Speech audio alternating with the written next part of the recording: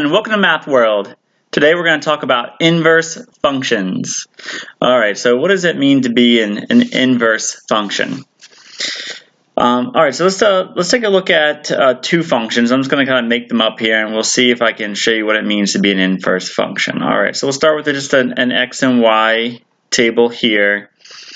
And we'll start with another x and y table. And here I'll change the color so we can see it a little better. So we'll say the first function says, okay, if x is 1, y is 3. If x is 2, y is 5. If x is 3, y is 7. Something like that. All right, now an inverse function would be a function that has the same exact ordered pairs but in opposite order. Essentially, the x and y's will switch. So instead of 1 and 3, we'll have an x of 3 and a y of 1, or an x of 5 and a y of 2, an x of 7, a y of 3, something like that.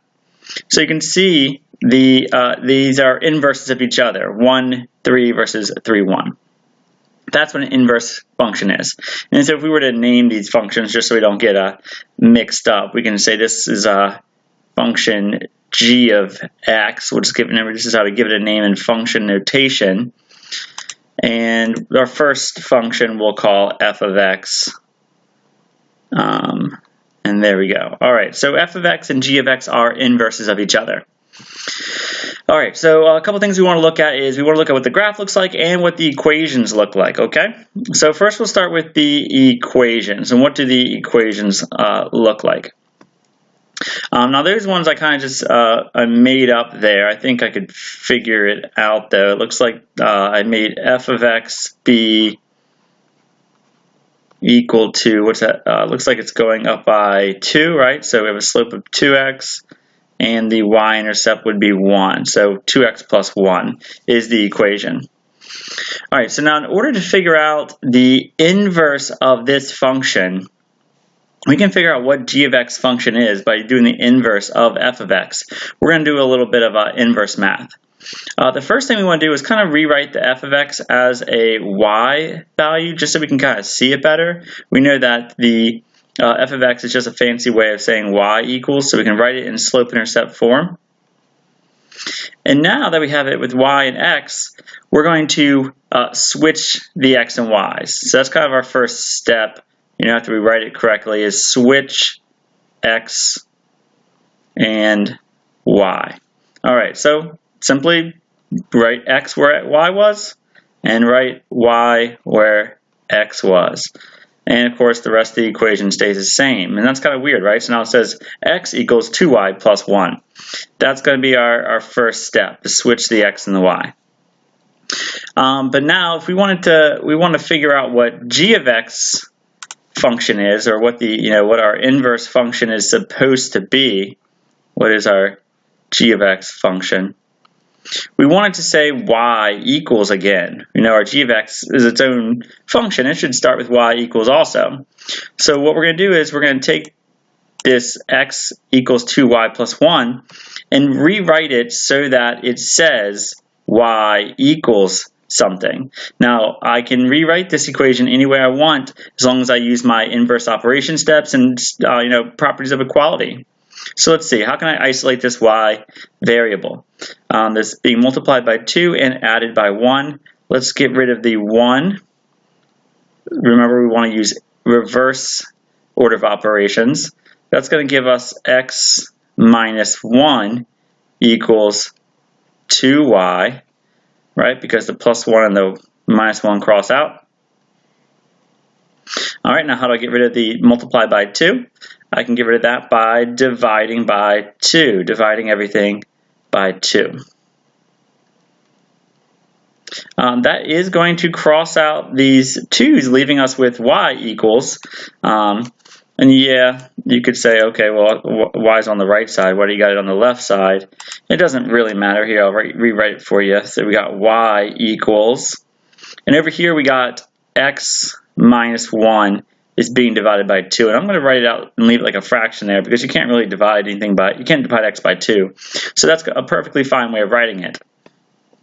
That y is equal to x minus 1 divided by 2. If I wanted to distribute that divide by 2, I could say something like 1/2 x minus 1/2. That's a way of distributing. Let me write a little clearer. Distributing the divide by 2. And that's also a completely fine way to write it. Both of these are answers. Now what we've done here is we took our original f of x function. We took our original f of x function of 2x plus 1, and we kind of wrote it in reverse by switching the x and y's, and then we isolated y, right? Isolate y. That was the next thing we did. And what that does is it gives us this function up here. And this function is our new inverse function. This is our inverse function. Inverse function. Which happens to be, we should know it's the same as the g of x function that we didn't really know yet. So we could say this function is, let's write in slope-intercept form. 1/2 x minus 1/2. Slope is 1/2, y-intercept is also 1/2. So our g of x function would be 1/2 x minus 1/2. You can test it out if you don't believe me, but this function is the same as this table. Okay, and so those functions are opposite of each other. So again, any function in the world, even a simple one like 2x plus 1, can be inversed by switching the x and y and then isolating the y, and you now have the exact opposite function. The exact opposite function, in this case g of x, will create a table of exact opposite ordered pairs. They're inverse functions. Kind of neat, right? All right, let's try one more, a little bit more complicated. That was 2 linear functions, but we're going to do the same type of math. So I'll make it a little bit more complicated this time. What if I gave you a function and I said something like, okay, f of x is our first function, is x squared minus 5. X squared minus 5. All right, so x squared, that's a quadratic function right there, you should be thinking. All right, can I write the inverse of this quadratic function? What would it look like?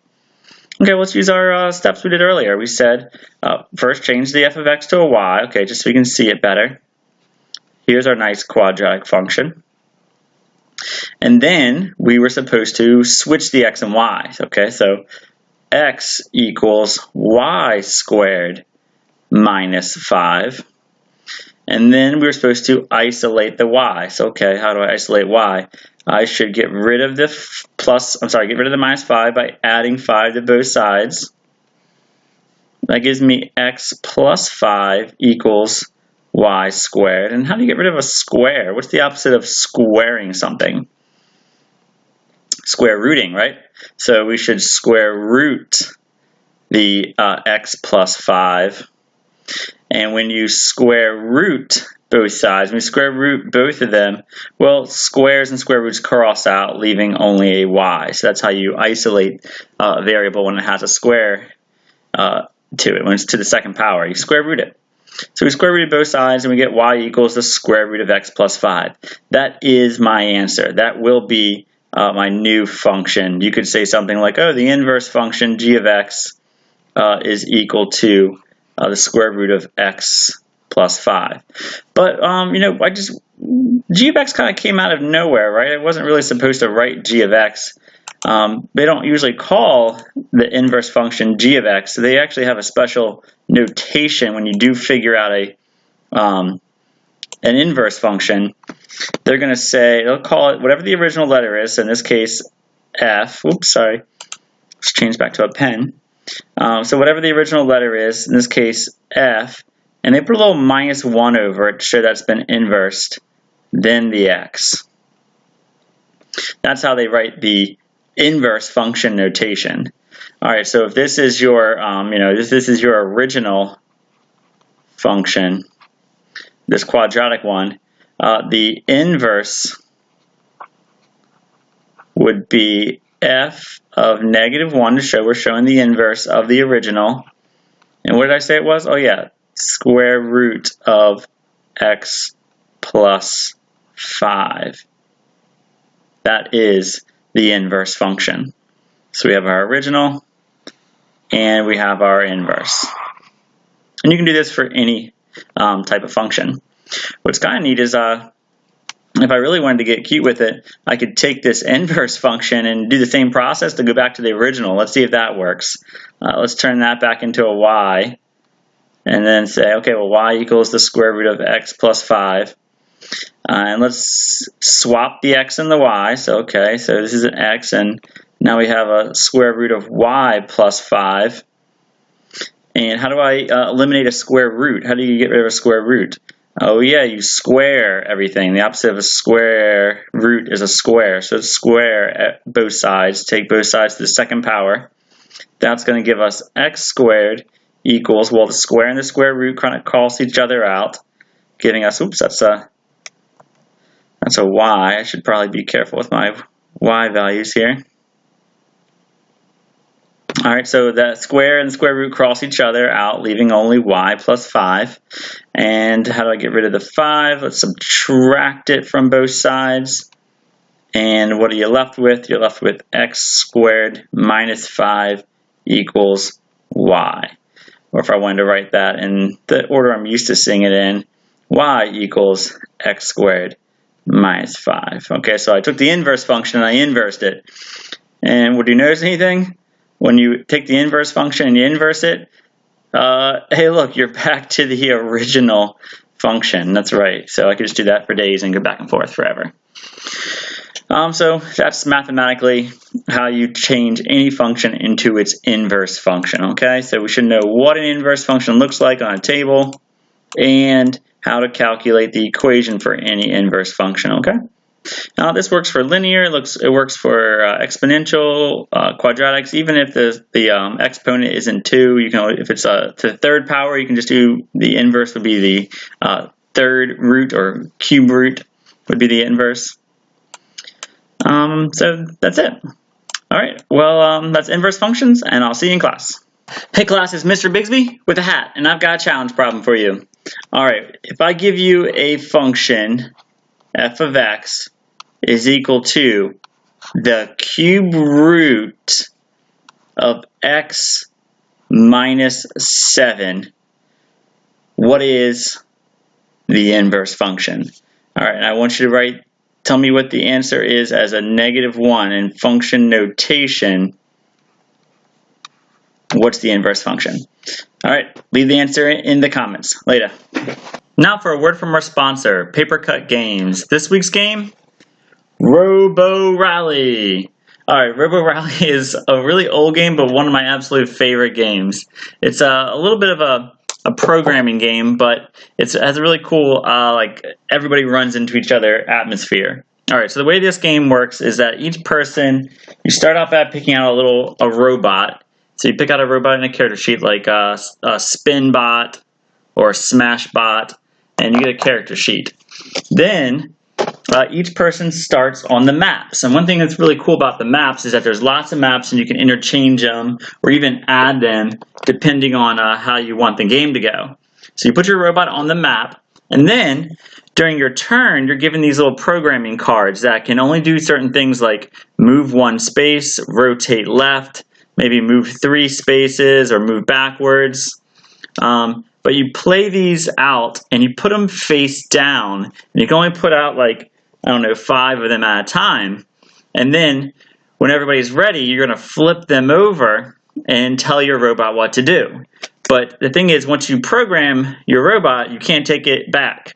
So that's when the kind of the hilarity ensues, is that these robots, one person will be like, okay, move forward 2 spaces, and the other one might turn right and then actually bump into them and move them out of the path of where they thought they were going to be going.